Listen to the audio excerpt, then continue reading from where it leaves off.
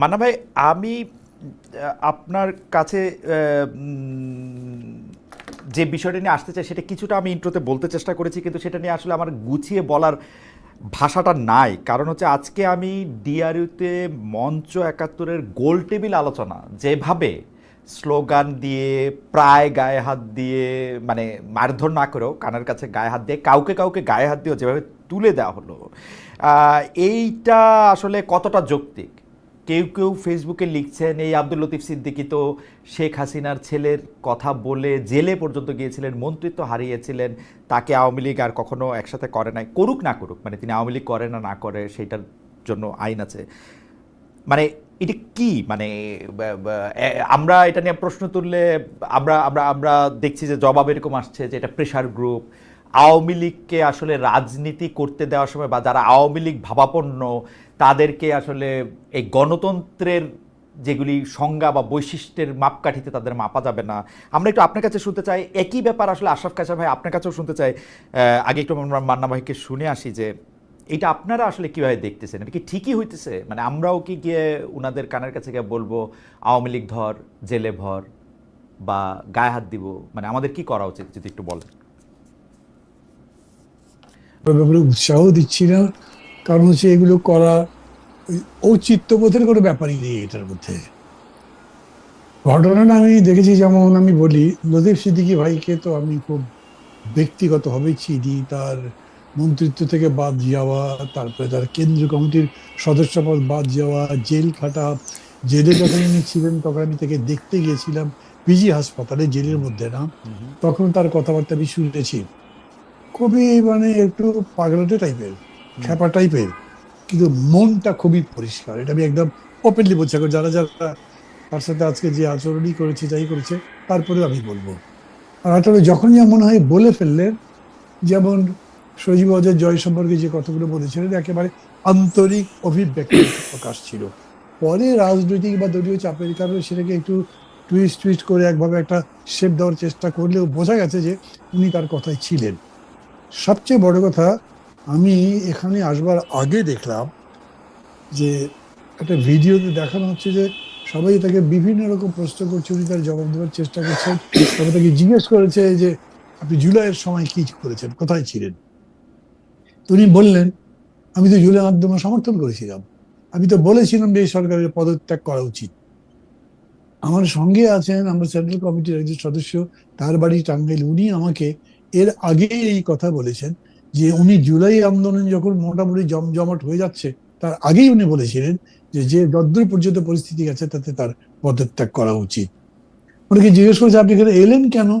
উনি সেটা বলছে, আমাকে বলা হলো যে এইখানে এই বর্তমান পরিস্থিতি বলে কিছু কথাবার্তা বলা হবে, অন্য কোনো কিছু ভেবে আমি সেই নর্মালি আসছি। কিন্তু আর একটা দিকে আমি আপনাকে বলি, যে এই যারা অর্গানাইজ করেছে একাত্তর মঞ্চ, সম্ভবত নাম, বা মঞ্চ একাত্তর যেটাই বলুক, তারা বেশ কিছুদিন ধরে এখানে করে গিয়ে কথাবার্তা বলছিল বিভিন্ন রকম। সরাসরি আওয়ামী লীগের পক্ষে বলছিল না, কিন্তু কর্তারে সেই মানুষগুলো আওয়ামী লীগ করা মানুষ, এবং সেই মানুষগুলো খুব স্পট আছে, তাদের মামলা আছে, সেরকম তারা প্রকাশ্যে ঘুরে ঘুরে বেড়াতে পারে। এবং সেখানে গিয়ে তারা এক ধরনের সরকারি বাড়াবাড়ি, যেটা আসলে আওয়ামী লীগের উপর করা হচ্ছে, নাম না বলে বলছে, সেগুলোর কথা বলছে, একটা লিফলেট দিয়েছে। ধারণাটা প্রায় প্রতিষ্ঠিত হয়ে গেছিল যে এরা আসলে আওয়ামী লীগেরই আর একটা ফ্রন্টের মতো ওপেন করেছে, যেটা দিয়ে বিভিন্ন রকম সেমিনার সিম্পোজিয়াম করবে, কথাবার্তা বলবে, এক ধরনের ক্যাম্পেইন বিল্ড আপ করবে। আমি ধারণা করি যে সেই রকম চিন্তা থেকে এই রিয়াকশনটা হয়েছে। ওকে, ওকে, খালেদ, আপনি নিশ্চয়ই খেয়াল করেন যে জি, যে না আপনি শেষ করেন মান্না ভাই, শেষ করেন মান্না ভাই। না, আমি একটু এই মাঝখানে বলতে আপনি চাইছিলাম আপনি যে আমরা মান্না ভাইকে একটু আস্তে শুনতে পাচ্ছি। আমি একটু যদি আবির ভাইয়ের অনুরোধ করি যে আবির ভাই একটু সাউন্ডটা বাড়ানো যায় কিনা, আমাদের দর্শকরাও একটু কম শুনতে পাচ্ছেন মান্না ভাইকে। জি মান্না ভাই আপনি বলেন। না ঠিক এটা আছে, আপনি এটা হয়তো স্বাভাবিকভাবে আমার বলেন, এটা টেকনিক্যালি আমার আমার কণ্ঠের দুর্বলতা হতে পারে। জি। যেরকম করে কাজ আশরাফ কায়সার বলতে পারবে তার কণ্ঠ যত বড় শোনা যাবে, আমারটা হয়তো অত বড় শোনা যাবে না। জি। আমার মনে হয় সেকেন্ড পয়েন্টটা ছিল এইরকম যে এই যে, আচ্ছা পয়েন্ট আমি পরে বলি। মানে ভাই, আমি একটু 500% প্রশ্নটা করি, আমাদের দর্শকরা আপনাকে অনেকে শুনছেন, কেউ আপনাকে বলছেন যে আপনার কণ্ঠটা একটু কম শোনা যাচ্ছে, আবার কেউ একটু এইটা বলছেন যে আপনার কণ্ঠটা কি বিএনপি রোধ করে দিল নাকি কেউ, সেইটা একটা কথার কথা, আমি সেইটা ধরতেছি না। একজন একজন বলতেছিল যে উনার নাম মমিন মমিন, উনার কথাটা আমার কাছে একটু প্রণিধানযোগ্য মনে হচ্ছে, উনার নাম মমিন মমিন, উনি বলছেন মব শুরু করেছিল আওয়ামী লীগ। আমি কিন্তু এই কথা মানি যে মব আওয়ামী লীগ শুরু করেছিল, কিন্তু এই সরকার বা যারা মব করে তারা কি আওয়ামী লীগের অনুসারী? ওই সময়ও কিন্তু আমরা দেখতেছিলাম যে সবগুলি দোষ, মানে ভাই আপনি আমার সাথে অনুষ্ঠানে ছিলেন, যে কিছুইলেই ওরা বলতো যে এরা জামাত বিএনপি এই জিনিসটা করে। তো জামাত বিএনপি কি সরকার চালায়? ওই সময় সরকারের মন্ত্রীদের আমরা এই প্রশ্ন করতাম। আওয়ামী লীগ মব শুরু করছিল বলে কি এইগুলি আমাদেরও করতে হবে? ওরা ডিসগাইজ করে, ওরা যদি দল করে, ওদের যদি সামনে আসার সাহস না থাকে, এইটাই তো নৈতিক পরাজয়। এর চেয়ে মানে এটা এখন আমাদের উদযাপন করতে হইলে কি এইটা আমাদের ওয়ে, বা এটা আমরা কেন করতেছি আসলে? মানবাই যদি একটু বলতেন, দুটো আমরা দিক একটু চাই। বলি, দুটো দিক বলি খালেদ। প্রথম জি। কথা হচ্ছে, এখন যে সরকার আছে এটা একটা বায়বীয় সরকার, এটা একটা পানির মতো তরল সরকার। এর কোনো শেপ নেই, কোনো কালার নেই, এটাকে ঠিক টাচ করা যায় না। এদের কোনো রেসপন্সিবিলিটি সেরকম করেও মনে হয় না। মানে অনেকগুলো ঘটনা বলা যাবে যেখানে সরাসরি সরকারের দায় নেওয়া উচিত, সরকার এই ব্যাপারে একেবারে উদাসীন। এরকম মেলা ঘটনা অতীতে তো দেখেছেন, আমি কাহিনী বাড়াতে চাই না, উদাহরণ বাড়িয়ে মূল কথা বাদ দিতে চাই না। এই কারণে হয়েছে কি, এই যে মব তৈরি হচ্ছে, এই মবই তৈরি হবে কিরকম করে বলেন? যেরকম যখন আপনার ওই যে টুঙ্গিপাড়ার ঘটনাটা ঘটলো, এটা খুব সিম্পল ব্যাপার ছিল, একটা 144 জারি করে দিতেন, উভয় পক্ষকে রেস্ট্রিক্ট করে দিতেন, মাঝখানে পুলিশ আর্মি দাঁড়িয়ে যেতে, কিছুই হতো না, গভর্নমেন্ট করেনি। এইখানকার ব্যাপারটা হচ্ছে যে এই কাজটা যে হচ্ছে, মানে তারা একটা সেমিনার করতে যাচ্ছে এবং সেটা প্রতিরোধের চেষ্টা হচ্ছে, দুটোই ইন্টেলিজেন্স কি জানেনি, কিন্তু তারা কিছুই করে নাই। মনে হচ্ছে যে তারা এটা এরকম করে উস্কেই দিচ্ছে বোধহয়। তারা নিজেরা করছে, তারা নিজেদের কোনো স্ট্রেংথ নাই, করছে যারা, তারা বিভিন্ন রাজনৈতিক দলের শুধুমাত্র সমর্থক না, তাদের কর্মীও আছে যারা এইটা লোকজন নিয়ে আসছে এবং কর্মীদের নিয়ে আসছে, এবং তাদের দিয়ে জিনিসটা মব দেখাচ্ছে। মব মানে বেশিরভাগ ক্ষেত্রে এগুলো ঠিক মব না, এগুলো দলের অনুরক্ত ভক্ত কর্মী সমর্থক, তাদের নিয়ে এসে একটা ইমোশনকে ফর্মেট করে কাজটা করা হচ্ছে। তবে জিনিসটা দিন দিন কমছে, এটাও অবজার্ভ করবার মতো। দিন দিন কমছে বলে মনে করছেন মান্না ভাই? আমি একটু আশা ভাইয়ের কাছে আসি, যে আশা ভাই একই প্রশ্ন, যে আমরা আসলে এইটা কেন করতেছি? আজকের যে ঘটনা ঘটেছে এটি নিয়ে কলঙ্কজনক একটি ঘটনা, নিন্দা করা ছাড়া এবং এটি যেন আর না ঘটে এরকম করে আমাদের বলা ছাড়া আর কোনো পথ নেই। কিন্তু আমি বলি যে এই মঞ্চ ৭১ কারা? এই মঞ্চ ৭১ কয়েক মাস ধরে আওয়ামী লীগের একটা সফট ন্যারেটিভ বাজারজাত করার চেষ্টা করছে। আপনি জানেন খালেদ, আওয়ামী লীগ বিপদে পড়লে মুক্তিযুদ্ধ তাদের একটা অবলম্বন হয়ে ওঠে, এবং অতীতে শেখ মুজিব তাদের অবলম্বন ছিল, এখন আর সেই অবলম্বনটি নেই। কাজেই মঞ্চ ৭১ বলে জেরাই খান পান্নাকে সামাজিক যোগাযোগ মাধ্যমে এবং 15ই আগস্টকে ঘিরে আমরা একটা উত্তেজনা, অদায়িত্বশীল উত্তেজনা তৈরি করতে দেখলাম। আজকেও কিন্তু উনি ওনার আমন্ত্রণে লতিফ সিদ্দিকী ওখানে গেছেন, কিন্তু হোস্ট নিজেই সেখানে ছিলেন না। এবং মঞ্চ ৭১ বলে যারা যোগ দিয়েছেন তারা কেউ কেউ টকশোতে আওয়ামী লীগের পক্ষে সফট ন্যারেটিভ বিতরণ করেছেন গত কয়েক সপ্তাহে। তাই বলে তাদের সভা সমাবেশ করার অধিকার নাই, গোল টেবিল করার অধিকার নাই, অথবা আমি গিয়ে শারীরিকভাবে আক্রমণ করব, এটি কোনোভাবেই যুক্তিযুক্ত না। এই সংস্কৃতি থেকে আমাদের বেরোতে হবে। একে মব, প্রেশার গ্রুপ বা অন্য কোনো নামে ডেকে এর যে ভয়াবহতা সেটি যেন আমরা কমিয়ে না দিই। আমি শুধু একটু বলি, জাদুঘরের সামনে ইঞ্জিনিয়ার ইনামুল হক বলে এক লোক প্রতিবাদ করছিলেন শেখ হাসিনার বিরুদ্ধে, তাকে দিবালোকে এসে যুবলীগ বা ছাত্রলীগের লোক চর মেরেছিলেন। মাহমুদুর রহমান আমার দেশ সম্পাদক, তাকে কোর্টে তাকে আক্রমণ করে রক্তাক্ত শরীর করেছিলেন, তার গাড়ি ভেঙে দিয়েছিলেন। আবুল আসাদ দৈনিক সংগ্রামের সম্পাদক, বয়োবৃদ্ধ মানুষ, তাকে পাজাকোলো করে ওই অফিস থেকে বের করে দেওয়া হয়েছিল। ওই ঘটনাগুলো কিন্তু আওয়ামী লীগ শাসন আমলে ঘটেছিল। আজকে যারা নিন্দা করছেন তারা কি ওই ঘটনার সময় কোনো টু শব্দ করেছেন? আপনি অন্তত দৈব চয়ন পদ্ধতিতে 5টা খোঁজ করে দেখেন, আপনি উত্তর পাবেন না। তার মানে তাদের মানবাধিকার সেন্স অথবা মত প্রকাশের স্বাধীনতার সেন্স এটা কিন্তু Selective. মুখ চিনে চিনে এটা selective. সিলেক্টিভ জি। আমল চিনে এই ঘটনাটা আশা ভাই বলেন আমার দুইটা মানে উত্থাপন আছে, ঠিক প্রশ্ন না। মানে একটা হচ্ছে আওয়ামী লীগের পক্ষে সফট ন্যারেটিভ তৈরি। আমি কিন্তু আওয়ামী লীগকে মানে আপনাকে যেহেতু আমি ফলো করি, আমি আপনাকেই বলি যে আপনি যতটা শক্তিশালী ভাবেন আমি আওয়ামী লীগকে অতটা শক্তিশালী ভাবি না। আমার পক্ষে যুক্তি হইল, আমি 2023-এর অক্টোবরে বলছিলাম যে শেখ হাসিনা আপনি আপনার পদ থেকে পদত্যাগ করেন, তারপর শেখ রেহানাকে বানান প্রধান নির্বাচন কমিশনার, তারপরও আপনি অধিকাংশ আসনে হারবেন।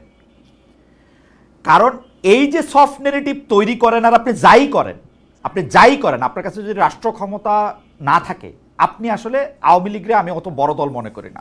ছাত্রলীগ যুবলীগ সম্পর্কে আমি মনে করি ছাত্রলীগ যুবলীগ একটি গালি।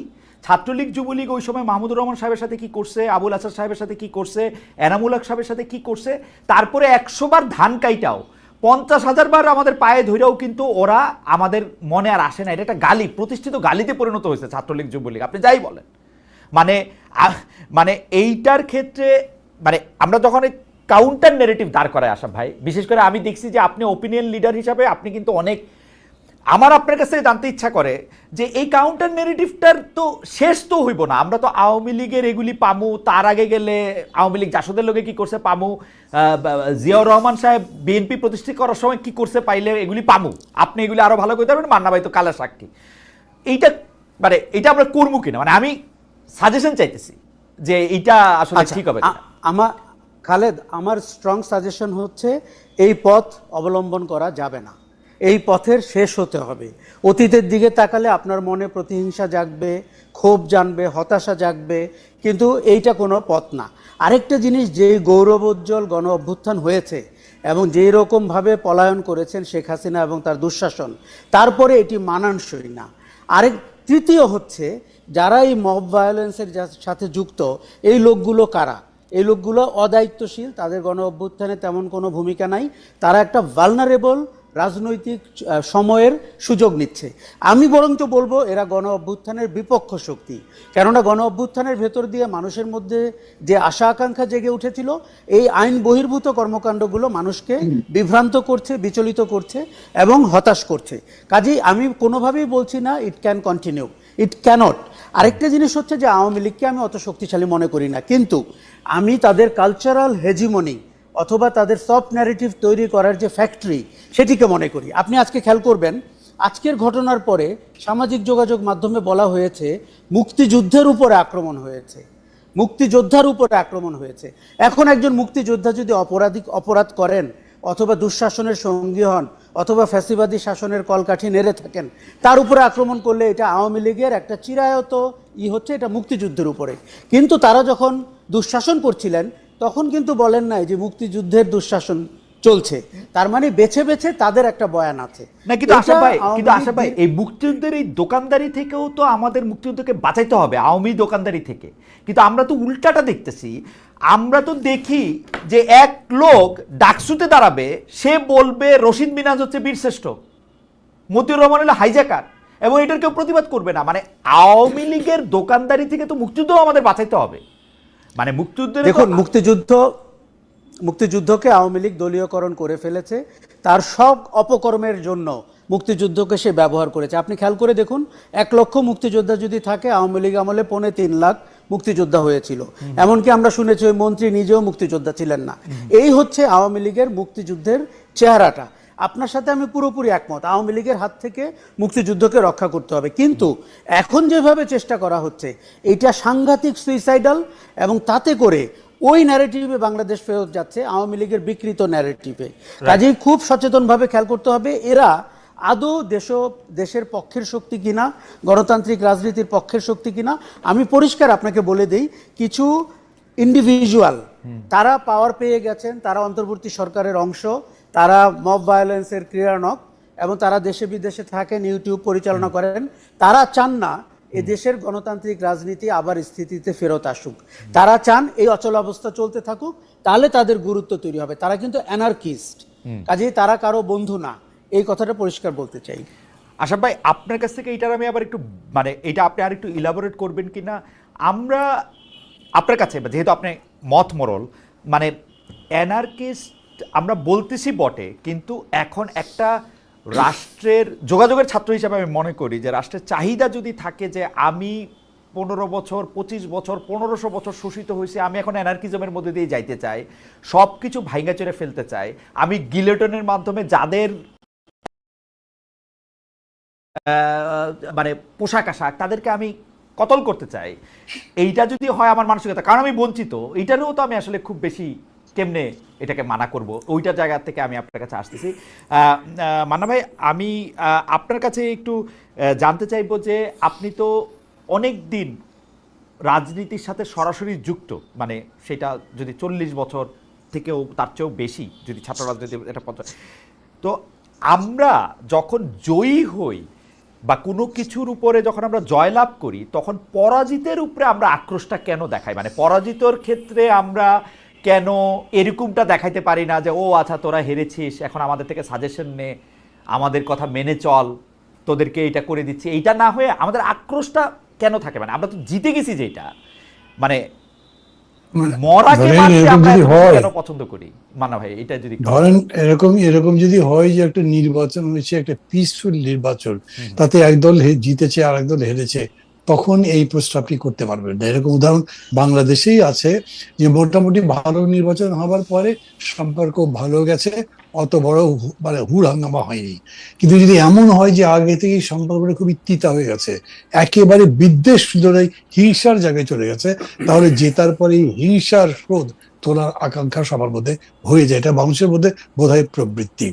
যেমন ধরেন যে ঘটনাটা ঘটেছে 15 বছর ধরে, বিশেষ করে সর্বশেষ বিজয়ের প্রাক্কালে এই 40-45 দিনে, মাত্র 40-45 দিনের মধ্যে মনে করেন প্রায় 1,500 লোক মারা গেছে। যেভাবে মারা গেছে এগুলো সব দেখেছে, তো ফলে এইরকম একটা আবেগ, এই একটা ক্রোধ, আক্রোশ জন্মানো খুব স্বাভাবিক। আমি মনে করি এটা নিয়ে প্রশ্ন করলে খুব লাভ নেই।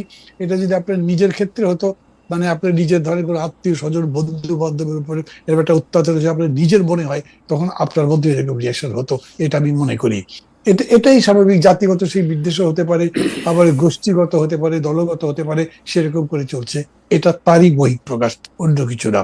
কিন্তু যেমন ধরেন এই ঘটনার পরে আমি বলি আপনাকে, দুটো দল মনে করে আমি বলি, অনেক দলের আমি বলতে পারি, আমি আমার নিজের দলকেও একটা দিকে রাখতে পারতাম, কিন্তু জামাত ইসলাম আওয়ামী লীগ বা জামাত ইসলামের সাথে বাকি যারা প্রগতিশীল গণতান্ত্রিক দল, তারা চোখে চোখে কথা বলে নেই, সামনাসামনি দেখেনি, পাশাপাশি বসে নাই। তারা এখন বসেছে, বসবার পরে প্রায় মাস 2 ধরে কথাবার্তা বলেছে, এবং সেই কথাবার্তার মধ্যে এরকম হয়েছে, শেষে দেখেন এখন হচ্ছে যে এক পক্ষ আরেক পক্ষ এরকম বলছে যে সে গণতন্ত্র ধ্বংস করার চেষ্টা করছে, সে নির্বাচন বাধাগ্রস্ত করার চেষ্টা করছে, মনে মনে কিন্তু আরো বেশি গালি দেয়। কিন্তু তারপরেও এখন এইটা অনেক সুশীল ভাবে বলবার চেষ্টা করা হচ্ছে, একদম আক্রোশ বিদ্বেষের ছোঁয়া ছাড়া বলা হচ্ছে। এবং ওই যে সভাটা চললো এতদিন ধরে, যেটা আপনার ওই কি বলে ঐক্যবদ্ধ কমিশনের মধ্যে হয়েছে, সেটা পিসফুল এন্ডিং হয়েছে, সেটা ওয়াইন্ড আপ করা গেছে। আগে তো দুইজন বড় প্রতিবারে জনপ্রিয়তা টকশো করতে গিয়ে বলে যে মারামারি লেগে গেছে, ঝগড়া করতো, এখন ওই জায়গাটা নাই। ফলে এটা আমি মানি যে আক্রোশের বিষয়টা আছে, প্রতিহিংসার ব্যাপারটাও আছে, হয়েছে, দেখা গেছে।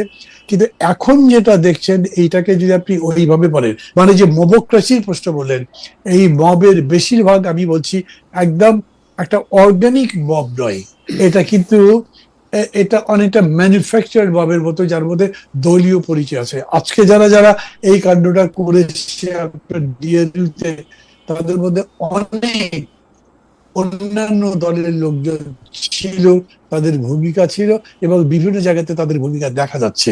এবং যত জায়গাতে মব তৈরি হয়েছে, আমি নিজে যতখানি খোঁজ খবর নিতে গেছি, আমি দেখেছি জায়গা ভেদে এই মবের বেশিরভাগ পরিচয় দলীয়, এই জন্য এরকম হয়েছে। আর এই দলীয় জিনিস আপনি যদি উস্কাতে থাকে, তাহলে তো সেরকম হবেই। আর যদি সেটার পেছনে আপনি একটা কিছু পাইয়ে দেবার, কিছু লাভ হবার সম্ভাবনার কথা বলেন, তাহলে তো আরো হবে। এটাই আমি মনে করি। আপনি এটাকে দলীয় বলতেছেন, মানে মানে কোন দলের লোক তারা বা কাদের? না, দলীয় বলছি না, আমি বলছি যে দলের বিবেচনাতেই আসছে, কোন কোন দলের উদ্যোগে হয়েছে, দলীয় সামগ্রিকভাবে তা না। এখন মনে করেন আচ্ছা, বুঝছি। 5টা দলের আক্রোশ আছে, 5টা দলের লোকজনই আসছে, তার মধ্যে কোনো দলের বেশি আছে, পার্টিসিপেশন দেখে বোঝা যাচ্ছে যে এই দল বেশি পার্টিসিপেট করছে। আর মক বলতে যাবো, আবার বলি অর্গানিক যদি বলেন, তাহলে তাদের পার্টিসিপেশন খুব হয়েছে বলে আমি মনে করি না। একটু আশরাফ ভাইয়ের কাছে আসতে চাই। আশরাফ ভাই, আপনি অ্যানার্কিস্টের জায়গা থেকে আপনি একটু বলতেছিলেন, আমার কাছে আমি সরলভাবে বুঝি যে সাপ্লাই হয় হচ্ছে ডিমান্ডের উপর নির্ভর করে। আমাদের ডিমান্ড তো এখন অ্যানার্কিজমের দিকে, তাই না? আর মান্না ভাই যেটা ইঙ্গিত করলো সেটার থেকে, বা যেটা স্পষ্ট বললো আর কি, দল সরাসরি না বললেও দলের একটা উৎসাহ বা মানে একটা আয়োজন ছিল, সেইটার ক্ষেত্রে যদি আপনি একটু মন্তব্য করতেন।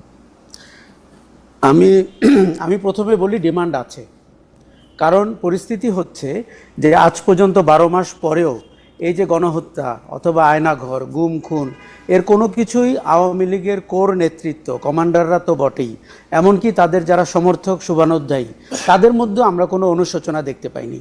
কি দেখতে পেয়েছি? জুলাই একটা ষড়যন্ত্র ছিল।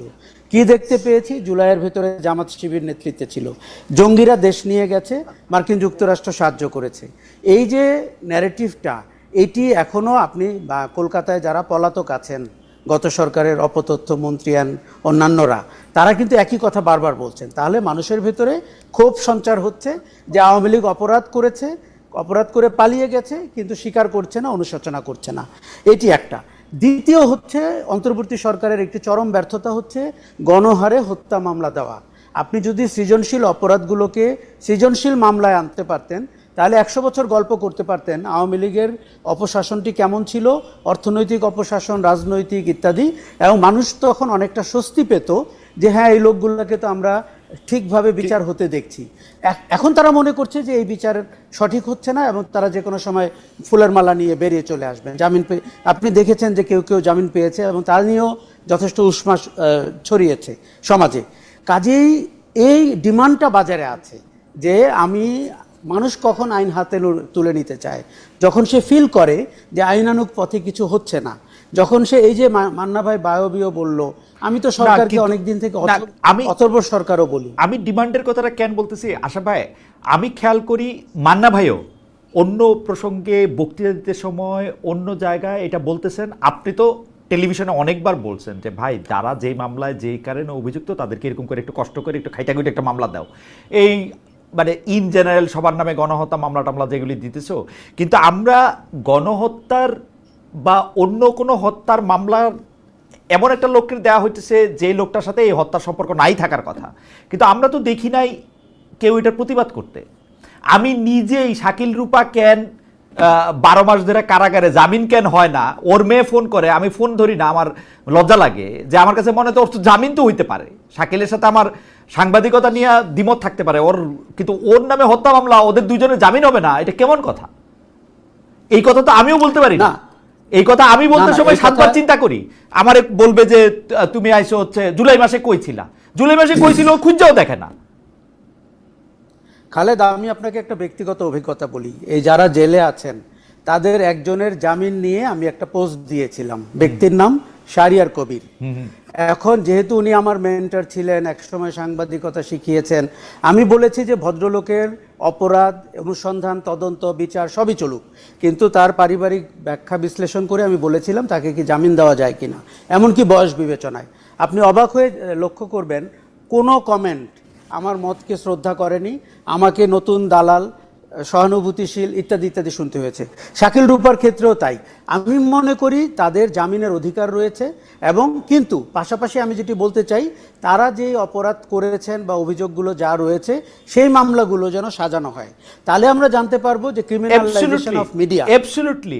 আমরা আজকে খায়রুল হক সাহেবের নামে হত্যা মামলা না হইয়া যদি আমরা উনার রায় টেম্পারিং এর মামলা, উনি উনার ব্রাদার জাজদেরকে বলছেন কিনা যে তুমি রায়টা এইভাবে করে লেখো, এইটার যদি আমরা গবেষণা করে বাইর করতে পারতাম, এইটা আমাদের জন্য একটা মাইলস্টোন হইতো। কারণ আমরা কি করলাম, এইটা যুগান্তকারী হতো। ধরেন উনি, আচ্ছা আপনি ভাবুন তো, একজন লোক মারা গেছে এবং 432 জন মিলে তাকে মেরেছে, এইটা আপনি কোনো আদালতে, আপনি আপনার নিজের যথেষ্ট ব্যাকগ্রাউন্ড আছে, এই মামলা টিকবে? একবারও না। হতাশা আরো একটি বাড়বে। মামলা টিকবে না। শোনেন, একটি মামলা টিকবে না। খায়রুল হক কোনো ব্যক্তিকে হত্যা করেনি, খায়রুল হক গণতান্ত্রিক প্রক্রিয়াকে হত্যা করেছে। কাজেই খায়রুল হকের বিরুদ্ধে মামলাটা ওইটা হইতে হবে। আমাদের সমস্যা হচ্ছে আমাদের পুলিশ এবং বিচার বিভাগ এই যে সৃজনশীল অপরাধ, এই জায়গাগুলোতে হাঁটতে পছন্দ করেন না। আপনাকে আরও তিতা সত্য বলি, এই মামলাগুলো দিয়ে পুলিশ যে নতুন বাণিজ্য করছে, হাসিনার আমলে এক রকমের বাণিজ্য করেছে তারা, এখন আবার অন্তর্বর্তী আমলে, বিপ্লব পরবর্তী আমলে তারা আরেক রকমের মামলা করছে এবং বিচারালয়গুলোতে, বিশেষ করে নিম্ন আদালতে এবং একই ঘটনা ঘটছে। এবং বিএনপি সেই বাণিজ্যের মানে খুব ভালো পার্টনার হয়েছে। সবগুলি ঢাকার বাইরে নাকি সবগুলি মামলা বিএনপি লোকেরা দিতেছে এগুলি বৈশা বৈশা, এবং পয়সাও নিচ্ছে স্বাভাবিকভাবেই। আবার সরকার যখন বলে যে জনগণ মামলা দিবে, আমরা কি করব, এটি অত্যন্ত অদায়িত্বশীল। বিশেষ করে আইন উপদেষ্টা যদি এই কথা বলেন, আমাদের শুনতে খুব খটকা লাগে। দেখুন, বিএনপি, জামাত, এনসিপি যেহেতু একটি পার্টি মাঠ থেকে পালিয়ে গেছে, তারা আসলে কেউ প্রস্তুতি ছিল না এই পরিবর্তনের জন্য। শোনেন, জনসভায় কথা বলা সহজ, হাসিনা তুমি বিদায় হও, কিন্তু বিদায় হয়ে যাওয়ার আগে আমি তো দোষ দিই হাসিনাকে। 15 দিন সময় দেওয়া উচিত ছিল যে আমি পালিয়ে যাওয়ার সিদ্ধান্ত নিচ্ছি, আপনারা কি করবেন দেখেন, কি ধরনের আলোচনা, ঐক্যমত্য সরকার, তাহলে অন্তত দেশটা কিছুটা স্বস্তি পেত। দেশ স্বস্তি, আমি ক্ষমতায় থাকবো না আর দেশ স্বস্তিতে থাকবো, এটা আমার চাওয়া হবে এই পৃথিবীতে। আমি জোকিংলি বলছি। আমি মানে মানে এটা তো মান্না ভাই আরো ভালো বলতে পারবে। বিশ্ববিদ্যালয়ের একজন বিএনপি পন্থী শিক্ষক রিট করছিল হরতাল করা যাবে না বাংলাদেশে, রিট। সেইটা উনি গিয়া ওইটারে পার্শ্বটার্শ্ব করে আসলো, এরপরে আবার বিএনপি বিরোধী দলে চলে গেল, উনি আর রিট আর ওই আদালতেও যায় না, ওই মামলা কিন্তু আছে এখনো পেন্ডিং। মান্না ভাই একটু আমাদের কাছে, মান্না ভাইয়ের কাছে একটু জানতে চাই, মান্না ভাই এই যে অ্যানার্কিস্ট বলা, তারপরে হচ্ছে যে আমরা আসলে অ্যানার্কিটাই চাইতেছি কিনা, এইটাই আমাদের চাওয়া কিনা। আপনি কিছুটা বলছেন যে যে মানুষের তো আসলে সামনাসামনি কিছু ক্ষোভ, কিছু ক্রোধ তো থাইকাই যায়, কিন্তু আমরা এর থেকে মানে ওভারকামটা কেমনে করবো? দেখেন, আমরা যখন এই কথা বলতেছি তখন একজন মেসেজ পাঠাতেছে, খালেদ মহিউদ্দিন, আপনি আওয়ামী লীগকে গণহত্যাকারী দল বলেন, তাদের ক্ষমা চাওয়া উচিত মনে করেন, তাদের সাথে কথা বলতে চান না, ভালো কথা, কিন্তু আপনার কাছে 30 লক্ষ মানুষ হত্যাকারী দল কই ক্ষমা চেয়েছে জানাবেন। মানে এটা শেষটা মানে আমরা আসলে রাজনীতিটা বা মানে এই অংশগ্রহণটা আমরা 5 বছর পরে কই দেখতে চাই? আর ট্রুথ অ্যান্ড রিকনসিলিয়েশনের একটা কথা উঠতেছিল যে তাদের মধ্যে কোনো অনুশোচনা আছে কিনা, তারা এটা একবারও বলছে কিনা, এটা বলার কোনো সুযোগ আমরা দিছি কিনা, সেইটার ব্যাপারটা একটু মানা হয় আমাদের। মানে এটা কোনো ফরম্যাটে তারা বলতে পারতো কিনা, যেখানে তাদের নেত্রী নাকি, আমি জানি না এটা এআই কিনা, তাদের নেত্রী শেখ হাসিনা বলেন যে তিনি এখনো বাংলাদেশের প্রধানমন্ত্রী। মানে এটা খুবই ইন্টারেস্টিং। কিন্তু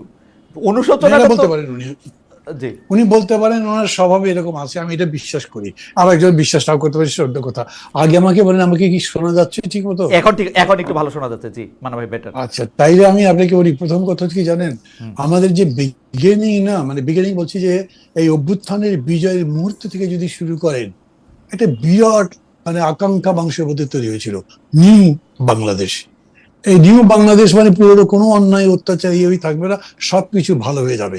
কিন্তু সেই সময় একটা বড় ধরনের ডিফারেন্সের কথা আমি আপনাকে বলি, সমগ্র জাতীয় ঐক্যবদ্ধ হয়েছে বলছি না, কিন্তু এখন দেখেন নাহিদ ইসলাম বলে যে আমরা বলেছিলাম একটা জাতীয় সরকার হওয়া উচিত, কিন্তু বিএনপি রাজি হয়নি। বিএনপির পক্ষ থেকে মির্জা ফখরুল কিংবা কেউ কিন্তু এটা প্রতিবাদ করেনি যে না, তারা জাতীয় সরকার চাননি, বলেননি। তার মানে একটা গভর্নমেন্ট রিপ্লেস করলেন, আর একটা গভর্নমেন্ট কেমন আসবে সেই ব্যাপারে আপনাদের ঐক্যবদ্ধ ছিল না। আমি কথাটা কেন বললাম, আর একটা গভর্নমেন্টের ক্যারেক্টার, একটা গভর্নমেন্টের স্ট্রাকচার আপনি ডিফাইন করতে পারেন নাই, কিন্তু আশাকাঙ্ক্ষাটা তুঙ্গে তুলে দিয়েছেন। আপনিও যে প্রশ্ন করছেন, আমিও যে জবাব দেওয়ার চেষ্টা করছি, সেই জবাবটা হচ্ছে এরকম, আমাদের প্রত্যাশা বা আকাঙ্ক্ষার সাথে আমাদের প্রাপ্তি একেবারে মিলছে না। অতএব প্রশ্ন করছি এটা ওটা, উল্টা পাল্টা সিধা সব রকম প্রশ্ন করছি। আপনি যে জিজ্ঞেস করলেন না, এই যে এনার্কি মানে কি, যার মধ্যে কোনো থিওরি নাই, কেবলমাত্র ভাঙচুর। নৈরাজ্য জিনিসটাই এরকম যে যার মধ্যে কোনো ইথিক্স নাই, কোনো ডাইরেকশন নাই। কিন্তু বাংলাদেশে একটা আপনার সংস্কার প্রক্রিয়া চালু আছে, সমস্ত মানুষ মনে করছে আমরা সবকিছু বদলে ফেলবো, নতুন কিছু জিনিস নিয়ে আসবো এবং সেটা সবার জন্য সুখকর হবে, যেটা আমরা এনজয় করতে পারবো।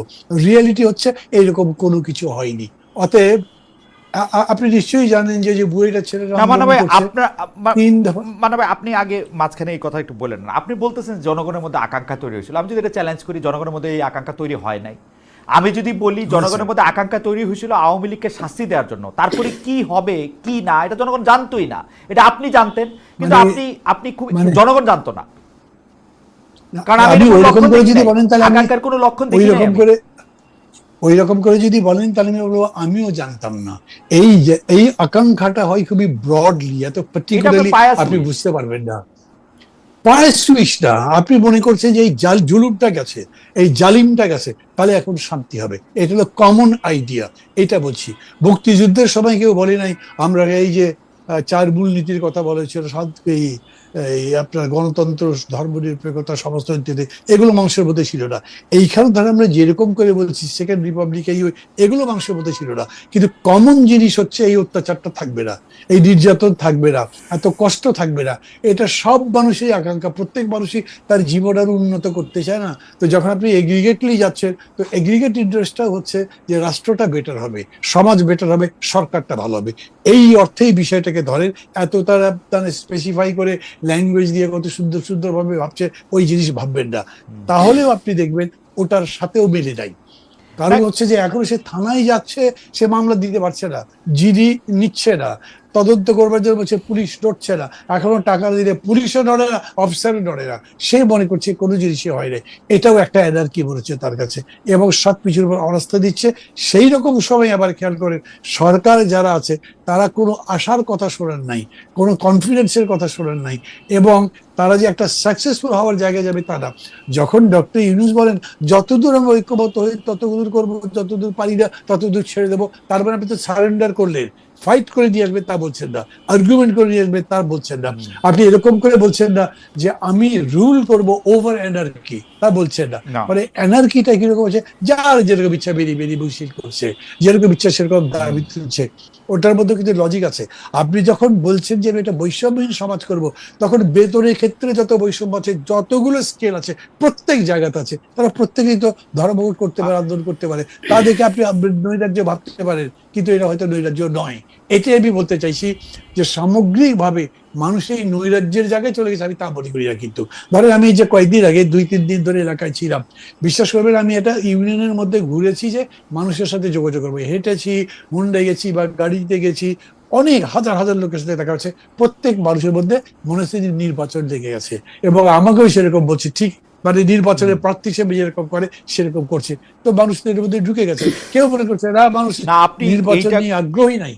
আপনি এটা খুবই পরিধানযোগ্য কথা বলছেন। আমি একটু আশাফ ভাইয়ের কাছে আসি, যে আশাফ ভাই আপনি যদি একটু বলেন জনগণের মধ্যে ওই আকাঙ্ক্ষা তৈরি হয়েছিল কিনা, যেটাকে একটা আদর্শ জায়গা থেকে এটা বলা যেতে পারে। আরেকটা জায়গা আমার অবজারভেশন হচ্ছে যে মান্না ভাই বলতেছিলেন যে এই সরকার কিছুটা নির্লিপ্তভাবে দেখতেছেন। আমি দেখি যে পুরাটাই নির্লিপ্ত। আমার কাছে মনে হয় ইউনূস সাহেব একটা ধাবমান ট্রেনে বসে আছেন, উনি ট্রেনের জানালা দিয়ে দিনটা দেখতেছেন, একবারের জন্য স্টেশনে নামতেছেন না। এবং এই এই এই জায়গাটার থেকে উনার স্টেশন, ভালো স্টেশনটা আসলে উনি ভালো করে নামে পড়বেন। আবার প্রথমে বলি জনগণের আশা আকাঙ্ক্ষার জায়গাটা, পৃথিবীর কোথাও পরিবর্তনের সময় জনগণ একাডেমিক ল্যাঙ্গুয়েজে তার আশা আকাঙ্ক্ষা বর্ণনা করে না। তিনি থানায় গেলে ব্যবহার ভালো পাবেন, বাজারে মাছ কিনতে অন্তত ছোট মাছটা কিনতে পারবেন, রাত্রেবেলা ঘুমাতে পারবেন, এগুলোই তার প্রত্যাশা। এগুলোকেই রাজনীতিবিদরা বা একাডেমিশিয়ানরা বসে রাষ্ট্রের সংস্কার করে, আপনার শাসনতন্ত্রের সংস্কার করে এবং অ্যাডমিনিস্ট্রেটিভ সব অর্ডিন্যান্স জারি করে আপনার কাছে পৌঁছে দিবে। এই আকাঙ্ক্ষা কিন্তু শুধু জুলাইতে ছিল তা না, এই আকাঙ্ক্ষা 15 বছর না। কিন্তু আশা ভাই আমি আমার শুধু 2 পয়সা দিয়ে রাখি, 2 পয়সার নোট অফ ডিসেন্ট। আমার কাছে মনে হয় যে এই আকাঙ্ক্ষার ব্যাপারটা আপনি আবার চেক করে দেখেন। আমার কাছে মনে হয় যে বাংলাদেশের মানুষ ভাবে যে আওয়ামী লীগ যে ফাইজলামিগুলি করছিল, এখন আওয়ামী লীগ গেছে, এগুলো এখন আমি করবো না, এটা ভাবে না। তাইলে এতগুলি ফালতু মামলা আসতো না, এতগুলি ফালতু মব সৃষ্টি হইতো না। আচ্ছা, প্রথমত হচ্ছে যে আপনি খেয়াল করে দেখবেন যে 36 দিনের আগেও এই যে 3000 মানুষ গুম হয়েছে, তাদের আত্মীয় পরিজন আছে না? তারা নিশ্চয়ই কায়মনোবাক্যে প্রার্থনা করেছে যে এই সরকার যেন যে কোনো ভাবে বিদায় হয়। কাজে আশা আকাঙ্ক্ষাটা ছিল এরপরে গুম হবে না, আয়নাঘর হবে না। এরপরে আমি গুম করব, ওই যে ও যে আমারে গুম করছে আমি তারে গুম করব, এটা হলো আমার আশা। আচ্ছা, এই প্রবণতা কিন্তু অস্বাভাবিক না। এখন কিন্তু তারা করেছে এখন পরে বা পাকিস্তান আমলের পরে আমরা কিন্তু ওই চেয়ারগুলোতেই বসতে চেয়েছি, পরিবর্তন করতে চাই নাই। আমরা চেয়েছি যে তাকে স্যার বলেছিলাম, এখন আমাকে স্যার বল। কাজেই পরিবর্তনটি সে নিজের নিয়ন্ত্রণে নিয়েছে, কিন্তু এইটা কত অংশ মানুষের মত এটা তো গুটি কয় মানুষের, কিভাবে তারা তো ক্ষমতায়নের অংশ না। আমরা গ্যালারিতে আসি, আমরা ক্ষমতার অংশ না। আপনি খেলতেছেন, আমরা গ্যালারিতে হাততালি দিচ্ছি তো। না নিশ্চয়ই দিচ্ছি। এই কালচারটিরও তো আমরা বলছি যে একটা পরিবর্তন দরকার, যে কারণে আমরা বলছি যে অপরচুনিটিটা কি হাতছাড়া হয়ে গেল কিনা। আচ্ছা, এবার ইউনূস সরকার সম্পর্কে আপনাকে আমি বলি, এটি একটা অভিনব সরকার। একটা ধরেন আগের তত্ত্বাবধায়ক সরকার 3 মাস থাকবে, তাদের মধ্যে আমরা তোড়জোড় দেখতাম। এই সরকারের তো কোনো মেয়াদকাল ছিল না, এখন না হয় নির্বাচনের সময়কাল দিচ্ছে।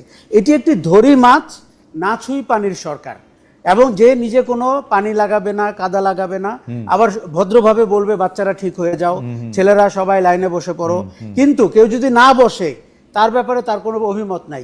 এই যে সরকার 3 মাস আগের থেকে বলেছে যে তারা মবকে কঠোর হস্তে দমন করবে, কিচ্ছু দমন করেছে না? তারা বলছে মব হচ্ছে প্রেসার গ্রুপ। মন্তব্য করা ছাড়া আপনার আমার প্রিয় আমরা সচিব বলেছেন যে এটা প্রেসার গ্রুপ। দেখেন, আমরা প্রেস সচিবকে এই কথা বলতে শুনেছি। ইতিহাস ঠিক জানে এটিকে মব বলবে না প্রেসার গ্রুপ বলবে, কিন্তু আমরা সরকারটিকে দেখতে চেয়েছিলাম যে সে যেন ফ্যাসিলিটেটর হয়, সে যেন মডারেটর হয়। এবং মডারেটর কিন্তু কখনো কখনো দয়ালু হয়ে উঠলে হবে না। এই যে আপনি যে আজকে রাজনৈতিক দল দুটির কথা, বিএনপির কথা তো আমরা সবাই জানি, বিএনপি বদলেছে কিনা বিএনপির নেতারা বলতে পারবেন, আমরা দেখতে পাচ্ছি না। এমনকি যেই কারণে মানুষের ধরেন আশা আরো কমে গেছে যে ইলেকশন হলে তো হয়তো বিএনপি পাওয়ার আসবে, সেই বিএনপি, এটা আমাদের বক্তব্য। দ্বিতীয়ত জামাতকে তো আমরা মনে করছি, জামাত ভাবছে জামাত তো পাওয়ারে আছে, এই জন্য তার নির্বাচনে যাওয়ার দরকার নেই, নির্বাচনে গেলে তো সে অপোজিশন হয়ে যাবে। কাজেই কি করে জামাত সচিবালয়ে ঢুকলো, কি করে বিশ্ববিদ্যালয়ের ভিসি হলো, কি করে ডিসি হলো, কি করে এসপি হলো, এটি আপনি বের করেন। কিন্তু আশা ভাই আপনি আমার চেয়ে ভালো জানেন, কিন্তু আমি আপনাকে বলি এই থিওরিতে তো বিএনপির একই অবস্থা। এই যে ডিসি এসপিরা নিজেদেরকে ছাত্রদল যুবদল কইরে আসা লোক অলরেডি পরিচয় দিতে শুরু করছে। সচিবগো মধ্যে যেগুলি কি সেক্রেটারি আছে তারা বিএনপির সাথে ঘনিষ্ঠ, এটা প্রমাণ করার চেষ্টা করছে। বিএনপি মাঠ পর্যায়ে অলমোস্ট দখল নিয়ে নিছে। আপনি ইউনিয়ন পরিষদে ফোন করলে দেখবেন টিএনও সাহেবের সামনে 2টা বিএনপির গুন্ডা না, মানে বিএনপির ভদ্রলোক বসে আছে। তো এই বিএনপির ভদ্রলোকদের জন্য তো টিএনও সাহেবরা, সত্যি আমি বিসিএস একাডেমিতেও সাথে আমার একটা যোগাযোগ আছে এতদিন পরেও, তো ওরা আমাকে কিন্তু বলে যে বিএনপির ভদ্রলোকদের জন্য, ভদ্রমহিলাদের জন্য এবং এনসিপির এবং জামায়াতের কিন্তু তারা পরিমাণে কম। তো বিএনপির তো মজা, বিএনপির তো মজা না। আপনাকে আমি বলি, এই সংস্কৃতিটা হচ্ছে তার পুরনো ছবি, তার পুরনো সার্টিফিকেট, তার কোনো একটা আত্মীয়, এগুলো ঘষা মাজা করে আপনার ঈদের আগে যেরকম বাস নামানো হয় না রংচং করে, সেরকম করে রাজনীতির পরিচয় কিন্তু মানুষ বের করছে। কোথায় তার সাথে বিএনপির কোনো একটা জেলা পর্যায়ে বা উপজেলা পর্যায়ের লোকের পরিচয় আছে। একই ঘটনা জামাতের। এই যে দলটি যে তাকে স্বকীয় বলতো সৎ লোকের শাসন, কিন্তু তার কোনো ছিটেফোঁটা আমরা এখন দেখতে পাচ্ছি না। তার মানে আপনি কি বুঝতে পারছেন যে হাসিনা খারাপ ছিল, আওয়ামী লীগ খারাপ ছিল, কিন্তু নির্বাচনের ভেতর দিয়ে যারা সরকারে আসবে তাদের সংস্কৃতি কি? এই জায়গাটিতে কিন্তু মানুষ আরো বেশি আগামীতে আশাহত হবে। এবং আমার মনে হয়েছে যে এই সংস্কৃতির পরিবর্তন না করলে আপনি বাংলাদেশে দেখেন, আপনি বারবার বলছেন যে আমরা পুরনো অপকীর্তি ভুলে যাই, দুঃশাসন ভুলে যাই, প্রতিহিংসা পরায়ণ না হই। সামনে তাকানোর জন্য তো আপনার একটা সুন্দর চিত্র লাগবে, সেই চিত্রটিকে আমরা ক্রাফট করতে পারিনি। আচ্ছা, আমি একটু মান্না ভাইয়ের কাছে আসি, কারণ এটা একটা নতুন প্রসঙ্গ, এটাতে আমরা একটু আশরাফ ভাইয়ের কাছে আসবো। কিন্তু আমি কিন্তু মানে যারা এই জুলাইতে মারা গেছেন, যারা এখন আহত আছেন, যাদের এক পা নাই, এক চোখ নাই, এক মুখ নাই, বাচ্চা নাই, অনেক রকম ট্রমার মধ্যে যারা গেছেন, বা যাদের কেউ মারা যায় নাই, শুধু জানালাতে দেখছেন কি হইতেছে, তাদের সাথে আমার একটা কথা হয়। তারা কিন্তু 15-20 দিন, 25 দিন, 30 দিন পর্যন্ত স্বাভাবিকভাবে খাওয়া দাওয়াও করতে পারেন নাই। মানে যারা টিভিতে দেখছেন তারাও কিন্তু এটার মধ্যে, আমি মনে করি বিচার হওয়া উচিত। কিন্তু আমরা এই বিচারটা প্রতিষ্ঠা করাই জুলাই স্পিরিট আমার কাছে, বিচারটা প্রতিষ্ঠা করা, এই গণমামলা না দেওয়া, মব না করা। আমি মান্না ভাইয়ের কাছে যেটা জানতে চাই যে মান্না ভাই, আপনি জানেন যে তত্ত্বাবধায়ক সরকার বাতিল করে দেওয়া যে রায়, সেটা রিভিউ করার জন্য আবেদনের শুনানি হয়েছে। সেখানে আমাদের চিফ জাস্টিস বিচারপতি সৈয়দ রেফাত আহমেদ আবেদনকারী যে পক্ষ আছে সেটা আইনজীবীর কাছে প্রশ্ন করছেন যে ত্রয়োদশ সংশোধনী যদি আমি পুনরুজ্জীবিত করা হলে তা কখন থেকে ইনভোক বা বাস্তবায়ন হবে। আমি যে ডক্টর মোহাম্মদ ইউনূস সরকারকে বলতেছি যে ওরা আসলে ট্রেনের জানালা দিয়ে সুন্দর বাংলাদেশটা দেখতেছে, ধাবমান বাংলাদেশকে দেখতেছে, নামতেছে না, এসি ঠিক আছে ওইখানে, এখন ওই সরকারেরই 5 বছর থাকার জন্য, কারণ তিনি তত্ত্বাবধায়ক সরকার হলে ওরা তো আর 3 মাসের সরকার না, ওরা শেখ হাসিনার রেখে যাওয়া সময়টাই কি ওরা থাকার জন্য এইটা লক্ষ্য, না কি মনে হয়, মানে এই ক্ষেত্রে কি হবে আসলে? আমি কিন্তু সাংবিধানিক অবস্থাটাও বুঝি না, যেমন এইটা রিভিউ না করলেও এখন তো ত্রয়োদশ সংশোধনী বহাল, তার মানে আপনি তত্ত্বাবধায়ক সরকার ব্যবস্থার মাধ্যমে আপনি নির্বাচন দিবেন 90 দিনের মধ্যে, তাহলে ওর লেজিটিমেসি কি থাকে, ও যে সংবিধানের মাধ্যমে ক্ষমতাটা নিছে, মানে আমি বলতেছি ইউনূস সরকারের, এটা কি একটা প্যাচ ঘোচ আছে ভবিষ্যতের জন্য, নাকি অসব প্যাচ থাকলেই কি আয়শা বলবে অতীতের সব কাজ ঠিক আছে, প্রবলেম তো নাই নাকি? আপনি প্রশ্ন তুলে নিজে জবাবটা দিয়ে দিয়েছেন। আমি না এর চেয়ে বেশি জানি যে তা না। আমার কাছে এরকম মনে হয়েছে যে মানে এই অন্তর্বর্তী সরকার যে এতদিন আছে তার লেজিটিমেসিতে একটা প্রশ্ন আছেই। আপনি এখন তত্ত্বাবধায়ক সরকার মানলেন, সেটা কবে থেকে কার্যকর হবে সেই রায়ের উপরে তো এই গভর্নমেন্টের ভ্যালিডিটি, লেজিটিমেসি সবই ডিপেন্ড করে।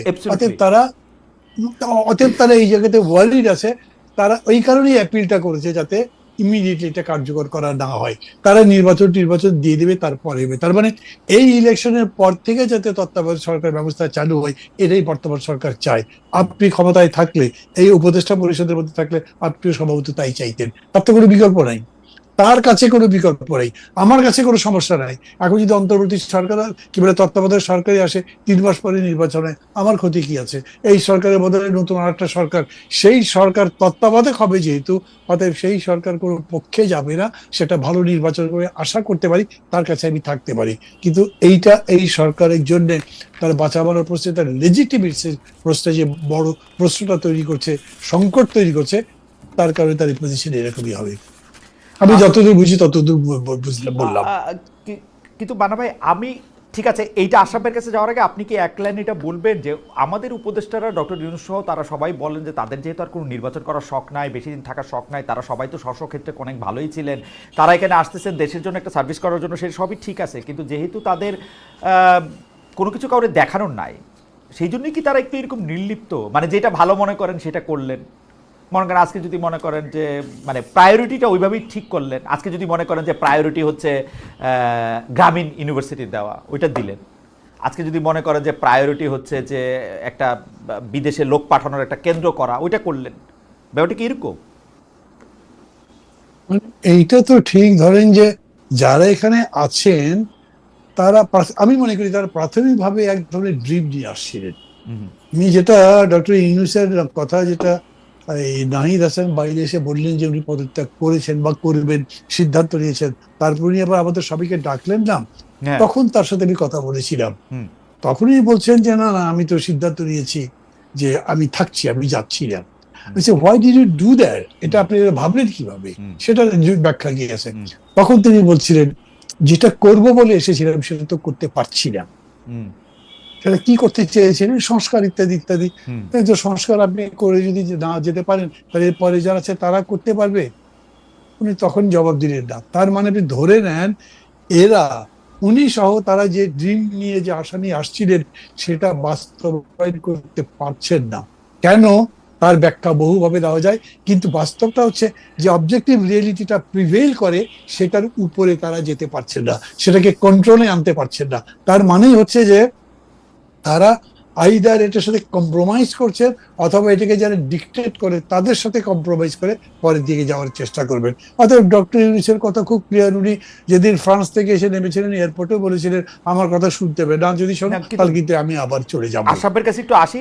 আশরাফ ভাই, বাংলাদেশ একটা খুব অদ্ভুত দেশ, যে যেটা করতে চায় এটা নাকি সে করতে পারে না, আবার একটা পদে থাকে। আমি ওই যে ডেইলি স্টারের যে সম্পাদক মাহফুজ আনাম সাহেব, মাহফুজ ভাইকে আমি ইন্টারভিউ করছিলাম জার্মানিতে, উনি বলতেছেন যা লিখতে চাচ্ছি তা লিখতে পারছি না, যা করতে চাচ্ছি তা করতে পারছি না। তাহলে আপনি আসেন কেন ভাই তাহলে এই পদে? তো ডক্টর মোহাম্মদ ইউনূসও নাকি যা করতে চাইতেছেন তা করতে পারে না। মান্না ভাই এটা যে বলছেন এটা আমি বুঝি উনার, কিন্তু তাহলে উনি আসেন কেন? তাহলে উনি না থাকলেও বা কি হবে, এইটাও একটা প্রশ্ন। এই প্রশ্নের সঙ্গে যে প্রশ্নটা হচ্ছে বিচারপতি সৈয়দ রেফাত আহমেদের যে প্রশ্নটা আইনজীবীর কাছে করছিলেন সরকার কতদিন থাকবেন, সেটা নিয়ে যদি একটু করতেন। আমাদের আজকে জরিপটার আবির ভাই আমাকে দেয় নাই, সেজন্য আমি মোবাইল ফোন থেকেই বলি যে আমরা একটা জরিপের জন্য দর্শকদের কাছে মন্তব্য করছিলাম যে তত্ত্বাবধায়ক সরকার নিয়ে দীর্ঘমেয়াদী সমাধান চায় আপিল বিভাগ। এই মন্তব্য করছেন প্রধান বিচারপতি সৈয়দ রেফাত আহমেদ। আমরা দর্শকদের কাছে জানতে চাচ্ছিলাম যে প্রিয় দর্শক, এর স্থায়ী সমাধান মিলবে কিনা। শতকরা 82% দর্শক মনে করছেন মিলবে, শতকরা 18% মনে করছেন যে মিলবে না। 36,000 দর্শক এটাতে ভোট দিয়েছেন। আশা ভাই, আপনি যদি 3টা বিষয় একটু বলতেন আমাদের। আচ্ছা, আমি প্রথমে বলি কাজ করতে পারছি না, এটা যে যখন বলেন আমার তখন এগুলোকে অজুহাত মনে হয়। কেননা উনি এই পদে আছেন কাজ করবেন বলে, কাজ করতে না পারলে উনি বিদায় নিক। আমি গত 15 বছরে, আমি যেহেতু গণমাধ্যমের সাথে যুক্ত, অনেক সাংবাদিককে শুনেছি প্রেশার, কখনো ভালো করে বুঝতে পারিনি এটা কি ডিজিএফ এর প্রেশার, এটা কি আওয়ামী লীগের প্রেশার, এটা কি তার সম্পাদকের প্রেশার, তার মালিকের প্রেশার। আমরা তো চেষ্টা করেছি এইসব প্রেশারের ঊর্ধ্বে থেকে কিছু কথা অন্তত বলার জন্য। কাজেই যে যখন বলেন এবং সেটিকে আমার শক্ত যুক্তি মনে হয় না। দেখুন, এই সরকারটি কেন ইউনিক, অতীতের সব তত্ত্বাবধায়ক সরকারের একটা ইনকামবেন্ট গভর্নমেন্ট ছিল বাজারে, এই সরকারের তো ওই গভর্নমেন্টটি পালিয়ে গেছে। কাজে এই সরকারের হাত তো খোলা।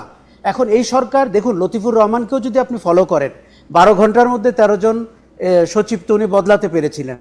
তার মানে আপনি তাহলে 100 দিনে কেন এরকম কিছু করতে পারলেন না, বা 10 দিনে? কাজে এই সরকার কিন্তু আরেকটা অদ্ভুত ক্যারেক্টার, তার কোনো জবাবদিহিতা নাই। সে কোনো সবকিছু হয়তো শোনে ভদ্রলোকের মতো, কিন্তু কোনো উত্তর দেয় না। সরকারের অক্ষমতা আমার ধারণা সরকারের ভেতরেই, তাদের সক্ষমতার অভাব, তাদের অবজেক্টিভহীনতার অভাব, তাদের কারো কারো বয়স অনেক বেশি, এবং তারা গণ অভ্যুত্থানের চেতনার সরকার না, অনেক উপদেষ্টারাই। কাজেই আমরা যেই জায়গায় হতাশ হয়েছি সেটা হচ্ছে আমরা একটি গণ অভ্যুত্থান পরবর্তী মানে মানানসই সরকার পাইনি। এই জন্য কিন্তু আপনি মানুষ যখন আইন হাতে তুলে নেওয়ার কথা বলে, তার পক্ষে সে একটা যুক্তি পায়। আচ্ছা, এবার আপনাকে বলি, সরকারটি একটি সাংবিধানিক ভজঘট তৈরি করে ক্ষমতায় এসছেন। এটার জন্য আমি বলবো 72 ঘন্টা আমাদের আগামীতে দেখতে হবে। অগাস্ট 5 থেকে অগাস্ট 8 পর্যন্ত আপনি ভাবতে পারেন খালেদ, পলাতক 5 জন বিচারপতির কাছে আপনি চিঠি লিখেছেন যে আমরা কোন ধারায় শপথ নিব। লোকগুলা পলাতক, কেউ তখন সীমান্ত অতিক্রম করছে কিংবা ক্যান্টনমেন্টে, তাদের কোনো একটা রেফারেন্সে আপনি শপথ নিলেন। আপনার সবচেয়ে বড় রেফারেন্স হচ্ছে গণ অভ্যুত্থান, এই ম্যান্ডেট, যেটা আর কখনো বাংলাদেশের ইতিহাসে কেউ পায়নি। কাজেই সরকারটি নিজে নিজে তাকে একটা সাংবিধানিক বাধ্যবাধকতার মধ্যে এনেছে। আপনি খেয়াল করেছেন এই যে জুলাই ঘোষণাপত্রে প্রধান উপদেষ্টা ওই কথাটাই আবার বলেছে। এক সময় ফিলোসফিক্যালি বলেছে ছাত্ররা নিয়োগকর্তা, কিন্তু তখন উনি বলেছে উনি সংবিধানের 102 ধারা অনুযায়ী উনি শপথ নিয়েছেন। কার রেফারেন্সে? পলাতক বিচারপতিদের রেফারেন্সে। আপনি কি মনে করেন যে ইতিহাসে এগুলো কখনো আর পুনরুত্থাপিত হবে না প্রশ্ন হিসাবে? কাজেই এই যে তত্ত্বাবধায়ক কবে থেকে চালু হবে, এটিও আমার ধারণা না, সেইটা তো আর মনে হয় না কিছু করার ছিল। ওনারা যখন ডিসাইড করলেন যে ওনারা সংবিধানের সংবিধানে যেহেতু এটা নাই, 106 ছাড়া মানে প্রধান বিচারপতির নেতৃত্বে সুপ্রিম কোর্টের অ্যাপিলেট ডিভিশন ছাড়া ওনাদের কাছে তার কোনো উপায় ছিল না। কিন্তু ওনারা কেন সংবিধান দিয়ে গেলেন, এইটা বোধহয় আমার কথায় কিছুটা ব্যাখ্যা আছে। বিএনপি যখন বললো যে সে জাতীয় সরকার করবে না, তখন তাদের ক্যান্টনমেন্টে গিয়েই বলতে হয়েছে যে তোমরা যেমন ভালো করো। আমার কথা হচ্ছে তাদেরকে সংবিধান মতে যাওয়ার বুদ্ধি কে দিয়েছে? তাদেরকে গণ মান্না ভাই দিছে। মান্না ভাইয়ের সাথে নিয়মিত কথা হইতো, মান্না ভাইরে জিজ্ঞেস করবো আমরা। না, এখন আপনি ক্যান্টনমেন্টের যে কথাই হয়নি, হ্যাঁ আমি শিওর মান্না ভাইয়ের সাথে হয় নাই, মান্না ভাইয়ের সাথে আমার এই কথা অনেকদিন হয়েছে। ক্যান্টনমেন্টের এন্ট্রি দেখতে পেলেন গণভবন, বঙ্গভবন আর ক্যান্টনমেন্ট হয়ে গেল দুটি নিয়ামক শক্তি। তা গণ অভ্যুত্থান গেল কোথায়? 1400 মানুষের জীবন গেল কোথায়? এই জায়গাটি সরকার প্রথম থেকে, এবং প্রফেসর ইউনূস প্যারিসে ছিলেন কিংবা তার কাছের মানুষরা ঢাকাতে কি পরামর্শ দিয়েছেন, ইতিহাসের স্বার্থে এগুলো একবার বেরুলে আপনি আশা আকাঙ্ক্ষা পূরণ না হওয়ার একটা কারণ খুঁজে পেতে পারবেন। আরেকটা কথা বলি আপনাকে, এই যে আপনি বলছেন গ্রামগঞ্জ পাড়া মহল্লায় সচিবালয়ে কে বিএনপি কে জামাত হয়ে গেছে, এটা তো খুব স্বাভাবিক। কিন্তু সরকারটি যদি এমন করতো যে রাজনৈতিক পরিচয় আপনার জন্য ডিসকোয়ালিফিকেশন, তখন কিন্তু এই ঘটনা ঘটতো না। সে তো এটা করতে পারেনি। কাজেই আমরা দেখতে পেয়েছি রাজনৈতিক পরিচয় ডিসকোয়ালিফিকেশন কেমনে হবে? ইউনূস সরকারকে তারা নিয়োগ দেয়, তারপরে ইউনূস সরকারের সবচেয়ে গুরুত্বপূর্ণ লোক তার মধ্যে প্রধানমন্ত্রী দেখে, তার কেমন রাজনৈতিক সরকার কি হবে? খালেদ, 7 দিনের মধ্যে আমরা দেখতে পেলাম ইউনূস সরকার দেশ চালাচ্ছে না, ব্যুরোক্রেসি দেশ চালাচ্ছে, পুলিশ দেশ চালাচ্ছে। পুলিশ কাপড় চোপড় পরার পরে, ইউনিফর্ম পরার পরে আবার দেশ চালাচ্ছে। কোন ভঙ্গিতে? সেই চেনা ভঙ্গিতে। ব্যুরোক্রেটরা আপনাকে প্রথমেই বলবে কোথায় কোথায় ভয়ের কারণ আছে। আমরা প্রত্যেকটা মেমো দেখলে বুঝতে পারি কোন ব্যুরোক্রেট লিখেছে, কোন রাজনৈতিক পরিচয়ের ব্যুরোক্রেট লিখেছে। সরকারের লোকরা বুঝতে পারেন না, নিশ্চয়ই তারা বুঝতে পারেন আসলে তাদের একটা দায়িত্বহীন সরকার, তার গণ অভ্যুত্থানের এই বিশাল ম্যান্ডেটের পরে আসার তেমন কোনো যোগ্যতা তার ছিল না, এবং সরকারের 2-4 জন বাদ দিলে এই সরকারটা বেমানান, আমাদের আশা আকাঙ্ক্ষার সাথে তারা বেমানান। কি বলে, আমার সাথে অনেকদিন কাজ করছে, উনি আজকে থেকে সিনিয়র সেক্রেটারি হইবেন, তাইলে আর এই সরকারের তো ব্যুরোক্রেটরা তো আমি জানি না এইটা কোনভাবে করতেছে। আশা ভাই আপনাকে ধন্যবাদ। আমি আবারও একটা নতুন বিষয় নিয়ে আসি। মান্না ভাই, আপনি যদি একটু বলতেন যে এইটা একটু এক লাইনে যদি বলতেন, আশা ভাই প্রসঙ্গটা আনছেন যে ওই সময় আসলে ক্যান্টনমেন্টে গিয়া এটা কি ভালো হইলো দেশের জন্য? অনেকে বলে থাকে যে দেশে যখন এরকম অবস্থা হয়েছে, ক্যান্টনমেন্ট যেহেতু একটা পার্টি ছিল, ক্যান্টনমেন্ট যেহেতু গণ অভ্যুত্থানটা সফল করার জন্য একটা নিয়ামক সরকার হিসেবে কাজ করছে, যেটাকে বন্দুকের নল ঘুরাই দেওয়া বলতেছে, মির্জাফর বলতেছে, ওয়াকারকে, আমিও কিন্তু তাই মনে করি যে ক্যান্টনমেন্টের একটা বড় ভূমিকা ছিল, কিন্তু ক্যান্টনমেন্টে গিয়া মানে এইটা ঠিক হয়েছে মান্না ভাই ওই সময়? আমি প্রথমে একটা কথা বলি তাতে খালেদ, আমাদের এই অভ্যুত্থান সম্পর্কে ধারণাটা বেশ ভুল যাচ্ছে। আচ্ছা, পুরো নেশন আমরা, আমার কাছে মনে হয় যে আমরা একদম ক্রাইসিসের সময় রোল করে প্লে করতে পারিনি। যেরকম করে সবাই মিলে ডক্টর ইউনূসকে ডাকলো, এখন আপনি প্রশ্ন করছেন বুদ্ধিটা কে দিল তাকে, কেন তিনি সেটা করতে গেলেন? ডক্টর ইউনূস রেভলিউশনের লোক নাকি? উনি ইনসারেকশনের বা একজন ইনসারেকশনেরও মানুষ নন। তাতে উনি ক্ষমতায় এসে এটাই করবেন যাতে উনি লিগালি কনস্টিটিউশনালি স্ট্যাবলিশড হতে পারেন, উনি তাই করেছেন। এটা যদি হতো, তাহলে যদি অভ্যুত্থান মানে অন্য জায়গার অভ্যুত্থানটা দেখেন, অভ্যুত্থান হয়, তারপরে যারা অভ্যুত্থান করে তার নেতৃত্বে থাকে দে সিজ পাওয়ার, টেক ওভার পাওয়ার। ওইটা না করে আপনি যদি মনে করেন তাহলে কি করা উচিত ছিল, বুদ্ধিটা কি হতো, সেই আলোচনার মধ্যে গেলেই আপনি কনস্টিটিউশনের মধ্যেই যাবেন। আমি মনে করি এটা ঠিক কথা বলছে মান্না ভাই, আমি মনে করি যে 100% ঠিক। জি মান্না ভাই বলেন। না, আপনি যে 3 দিন ধরে অপেক্ষা করলেন কেন? বিকজ আপনি এবার একটা লস। এখন কি করব আপনি বুঝতেই পারেন না যে 5 তারিখে এত বড় ঘটনা ঘটে, শেখ হাসিনার মতো মানুষ পালা যাবে, ক্ষমতা আমাদের কাছে আসবে, ক্ষমতা আপনার কাছে এসে গেছে যখন, তখন ভাবতেছেন এখন কি করি এইটা নিয়ে, আপনি সেটা ঠিক করতে পারেন। ক্যান্টনমেন্টে যাওয়া, ইউনূসকে মানে একটা খুঁজে বের করো কে, তো তখন as a celebrity the best person was professor Yunus. Professor Yunus কিছুদিন আগে ওই যে আপনার কি বলে নাগরিক শক্তি করতে গিয়ে SMS দিয়ে পার্টি করতেছিল, পলিটিক্যালি হি ওয়াজ সো র। এটা কি আমরা আগে জানি নাকি? ওই ঘটনা থেকে তো জানি, কিন্তু সেটা আমাদের মাথার মধ্যে নাই, কারণ আমাদের মাথার মধ্যে তো কোনো বিকল্পই নাই। যখন কোনো বিকল্প নাই, খেয়াল করবেন, তখন ক্যান্টনমেন্টই আপনার আশ্রয়ের জায়গা ছিল, because that was the source of power, that is still the source of power. অর্থাৎ তারা যখন ডেকেছে, all the political parties, the leaders, একদম মানে সবাই তার পেছনে দৌড়েছে। আমি তো দৌড়িতে দৌড়িতে গিয়ে পাই নাই বলে ঢুকতে পারি নাই, আমি ক্যান্টনমেন্টে যেতে পারি নাই, পরে বঙ্গভবনে গেছি। না, আরে রাস্তায় মানুষ এত খালি, সব জড়ায় ধরে হাত মিলায়, মানে হুলস্থুল একটা অভ্যুত্থানে একজন মানুষ পেয়ে গেছে। এই করে আমি গুলশান থেকে জাহাঙ্গীর গেটে 3 ঘন্টায় যাইতে পারি নাই, অতএব আমার যাওয়া সম্ভব হয় নাই। আমি বলছি তখন উনি ডেকেছেন, ডাকবার পরে উনি যখন ডেকেছে সবাই বলছে এটাই ঠিক। আচ্ছা, মির্জা ফখরুল ইসলাম আলমগীর ডাকলে সবাই কি যেত? নট শিওর, উনি নিজেও শিওর ছিলেন না। ফখরুল ইসলাম আলমগীর বাদ দিয়ে অন্য কোন পার্টির নেতা ডাকলে বাকিরা সব যেত? No way. আমি ওইটাই লিখে দিতে পারি। তো বিএনপি ডাকলেও যে যেত। আজকে যে সম্পর্কটা ডেভেলপ করেছে দেখছেন, এই সম্পর্কের কথা ভেবে সেই দিন এই পার্টি যারা আজকে বিএনপি বিরোধিতা করছে তারা যেত মনে করে। So that was the only resource, ওইটার করে বিকল্প ছিল না। তারা ডেকেছে, ডাকবার পরেও তারা কত ভদ্র করে কাজ করেছে। বলতে বলেন আমরা কিন্তু ক্ষমতা নিয়ে নিচ্ছি, তারা বলছে আপনারা বলেন কি করতে হবে। আর আমরা তখন বলেছি বরঞ্চ আর্মি ঠিক করুক। এইটা আমি ইন পার্সন বলছি। ধরেন যখন ইন্টারেস্টিং গণভবনে গেলাম, যখন গণভবনে গেলাম তখন ওই প্রেসিডেন্ট সাহেব এসে আমার সাথে, আচ্ছা আমি আওয়ামী লীগ করেছি না, উনি আমার সাথে কোলাগুলি করেছে, দেখি যে কাঁপতেছে ভিতরে ভিতরে। কোলাগুলি করলে যাওয়ার সাথে কি কাঁপতেছে? বাইরেই তো কাঁপার কথা, সরকার হয় বাইরেই তো কাঁপার কথা। হ্যাঁ, তা তো কাঁপছে, কাঁপছে। তো তখন আপনার আসলো হঠাৎ করে ফখরুল ভাই এসে জিজ্ঞেস করলো যে বান্না এখন কি করা যায় বলেন তো, সরকারটা কিভাবে হবে? আমি ভাই দানা দাঁড়ায় কি ঠিক করবো এখন, এটা ঠিক আছে, আমরা সময় নেই, এখন তো কিছু বলতে হবে। তখন ওনারা বলে দেন, আমি বলেছি না আমি এটার সাথে নাই, মানে আমি তখন নিজেও জানি না কি হবে। আমি তো নিজেই 4 তারিখে বুঝে নিয়েছি আগামীকালকে সরকার চলে যেতে পারে, বুঝি রে ভাই অনেস্টলি। বাকি কেউ হয়তো স্বীকার করবে না, হয়তো বলবে আরে আমি আগেই টের পেয়েছিলাম, আমি ওইদিকে যাচ্ছি না। আমাদের পক্ষতেই তখন বলা হয়েছিল ঠিক আছে আপনারা এটা বলেন কি রকম করে করা হবে। আমরা প্রেসিডেন্টকে উপদেশ মানে পরামর্শ দিলাম যে আপনি জাতির উদ্দেশ্যে একটা ভাষণ দেন বলেন। এগুলো আমাদের বলা ছিল, নট দ্যাট যে বিচারকরা জাস্ট একটা মত দিলেন তার ভিত্তিতেই করা হলো। আমরা সবাই মিলেই মনে করেছি যে এটাই এখন একমাত্র ওয়ে, সেটাই হয়েছে। আজকে যদি এটা বলে, আমরা খেয়াল করে দেখেন আসিফ নজরুল কিন্তু বলেছিল যখন তাকে বলা হয়েছিল যে কেন আপনি জাতীয় সরকার করলেন না, তিনি বলেছিলেন কই সেদিন আমরা দুইবার তিনবার করে বসলাম, কেউ তো তখন জাতীয় সরকারের কথা বলেন নাই। এখন ফরহাদ মঞ্জুর ভাই বলছে গতকালকে আমার সাথে টকশো ছিল, শহীদ মিনারে গিয়ে আমাদের শপথ দেওয়ার দরকার ছিল, কেউ তো সেই কথা বলে নাই।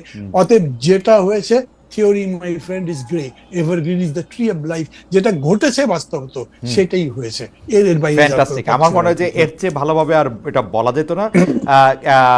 আশা ভাই আপনি কি এখানে একটু মন্তব্য করবেন? আমার মনে হয় যে খুবই কয়টা গুরুত্বপূর্ণ। মানে ভাই আপনাকে চলে যেতে হবে?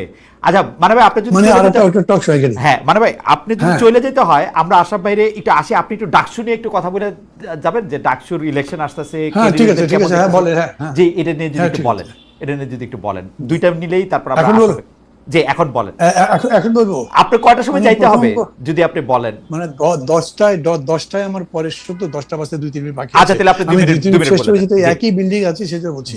প্রথম কথা হচ্ছে এইবারে যে ডাকসু দেখছি সেটা আমার কল্পনার মধ্যে ছিল না। ডাকসু হচ্ছে বাংলাদেশের তখনকার পূর্ব বাংলার সমস্ত আন্দোলনের একটা প্রতীক। এইটা হলো তার মানে লাইট হাউস বলেন। কিন্তু এইবার এত বড় অভ্যুত্থানে যে আমি বললাম না তো রক্ত মানে একটা নদী সাঁতরে আমরা ডাকসু কিনে আসলাম, ভোট যখন হচ্ছে তখন এইখানে দেখছি যে না রাজনীতির ভিত্তিতে করা চলবে না, দলের ভিত্তিতে করা চলবে না। অদ্ভুত। তাহলে জুলাই আকাঙ্ক্ষা কি হবে, কে বাস্তবায়ন করবে, কে দেশের সংস্কার করবে?